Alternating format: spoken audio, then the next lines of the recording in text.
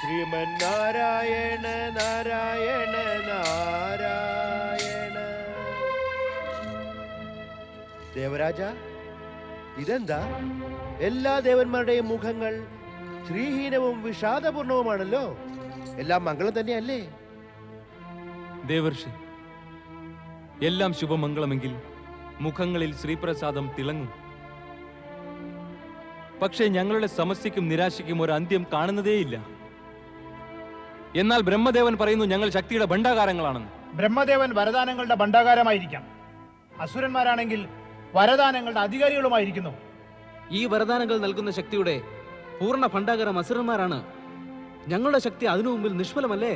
നാരായണ നാരായണ. ഒരു കാര്യം ശരി തന്നെയാണ്. പരംപിതാവ് ബ്രഹ്മദേവൻ അസുരന്മാർക്ക് വരം നൽകുന്നതിൽ അല്പം പോലും സങ്കോചപ്പെടുന്നില്ല. ചിന്തിക്കേണ്ട വസ്തുത ഇതാണ്. ഇത്തരം സ്ഥിതിയിൽ വീണ്ടും വീണ്ടും നിങ്ങൾ സ്വന്തം അഭിമാനം കൂടെ കണക്കിലെടുക്കാതെ പരംപിതാ ബ്രഹ്മദേവന്റെ സമീപം എന്തിനു പോകുന്നു? പിന്നെ എവിടെ പോകാനാ?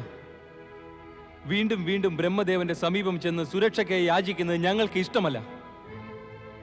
എങ്കിലും ചെയ്യേണ്ടി വരുന്നു. ബ്രഹ്മദേവൻ അസുരന്മാർക്ക് വരം നൽകുന്നത് നിർത്തിയാൽ ഞങ്ങൾ കേവലം അദ്ദേഹത്തെ ദർശിക്കാനായി വരാം. പക്ഷേ വീണ്ടും വീണ്ടും അസുരന്മാർക്ക് വരം നൽകുന്ന രീതി മൂലം ഞങ്ങൾക്കും വീണ്ടും വീണ്ടും ഇവിടെ വരേണ്ടി വരുന്നു. എനിക്ക് നിങ്ങളുടെ വ്യഥ മനസ്സിലാകുന്നുണ്ട് ദേവരാജ. ഞാൻ പരംപിതാവ് ബ്രഹ്മദേവന്റെ മാനസപുത്രനാണ്. അതുകൊണ്ട് അദ്ദേഹത്തിന്റെ പക്ഷം ചേർന്ന് നിങ്ങളുടെ വാദം ദുർബലമാകയില്ല. എങ്കിൽ കൂടി ഒന്ന് പറയുന്നതിൽ എനിക്ക് സങ്കോചമില്ല. നിങ്ങളുടെ ബുദ്ധി കണ്ട് എനിക്ക് ദയ തോന്നുകയാണ്. അങ്ങയുടെ അഭിപ്രായം ഞങ്ങളുടെ ബുദ്ധി ഭ്രഷ്ടമായെന്നാണോ? ഭ്രഷ്ടമല്ല, ഭ്രഷ്ടമല്ല ദേവരാജ, നഷ്ടമായിരിക്കുന്നു. ഇത്ര സമയമായിട്ടും നിങ്ങൾ കേവലം ആ വരം ചർച്ച ചെയ്യുകയാണ്. പരംപിതാ ബ്രഹ്മദേവൻ അസുരന്മാർക്ക് നൽകിയതിനെ ഇതാ ഇപ്പോൾ കൂടിയും പരംപിതാ ബ്രഹ്മദേവനോട് ആ വിഷയം ചർച്ച ചെയ്ത് മടങ്ങുകയാണ് അല്ലേ? സർവ കഷ്ടങ്ങൾക്കും മൂല കാരണം ആ വരദാനങ്ങൾ തന്നെയാണ്. കേവലം നിങ്ങൾക്ക് മാത്രം, ആ അസുരന്മാർക്കല്ല.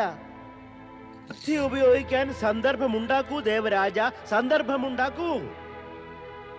താങ്കൾ വെറുതെ നിലത്തടിക്കുകയാണ്. സർപ്പം രക്ഷപ്പെട്ടതിന് ശേഷം ദേവരാജ വരദാനം നൽകിക്കഴിഞ്ഞു. ഇനി അതിനെ ചൊല്ലി തർക്കിച്ചിട്ട് സമയം നഷ്ടമാക്കിയിട്ടും ഒരു ഗുണവുമില്ല. നാരായണ നാരായണ. എന്നാൽ താങ്കൾ തന്നെ ഒരു മാർഗം പറയൂ, ഗുണകരമായത്.